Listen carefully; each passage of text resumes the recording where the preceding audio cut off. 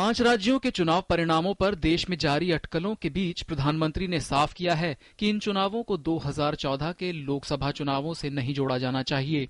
मनमोहन सिंह ने Hindustan times leadership summit में एक सवाल के जवाब में कहा कि नतीजों की परवाह किए बगैर कांग्रेस पार्टी आत्मविश्वास की भावना के साथ चुनाव में जा रही है। Congress party is going to the elections with the spirit of self confidence and that should not be mistaken, whatever may be the outcome of provincial assembly election. प्रधानमंत्री ने इस बात से भी इनकार किया कि वो विपक्ष को कम करके आंकते हैं।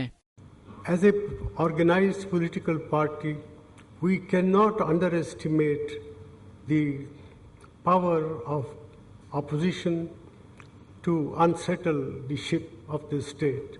आतंकवाद के मुद्दे पर प्रधानमंत्री ने कहा कि आतंकवाद का अंतिम लक्ष्य सांप्रदायिक विभाजन कराना होता है।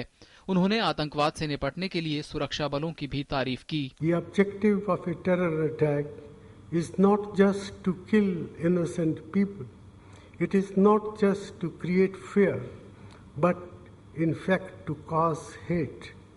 It is to use such killing to create mutual distrust between people of different faiths, creating communal tension, communal conflict and communal divisions in India is the ultimate objective of terrorism. अर्थव्यवस्था के मसले पर हो रही आलोचनाओं को खारिज करते हुए प्रधानमंत्री ने कहा कि देश तेजी से आर्थिक तरक्की कर रहा है और 2 दशकों में औसत सालाना विकास दर 7% से ज्यादा रही है।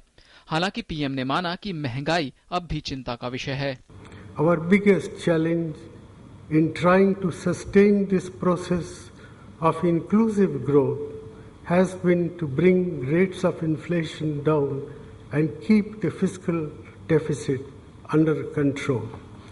These remain a challenge, and I admit that, and they are being seriously addressed. Hindustan times leadership summit में प्रधानमंत्री ने हर मसले पर बेबाकी से बात रखी और उनकी बातों से ये साफ हो गया कि वो पूरी तरह आत्मविश्वास से भरे हैं और आने वाले चुनौतियों का सामना करने को तैयार हैं।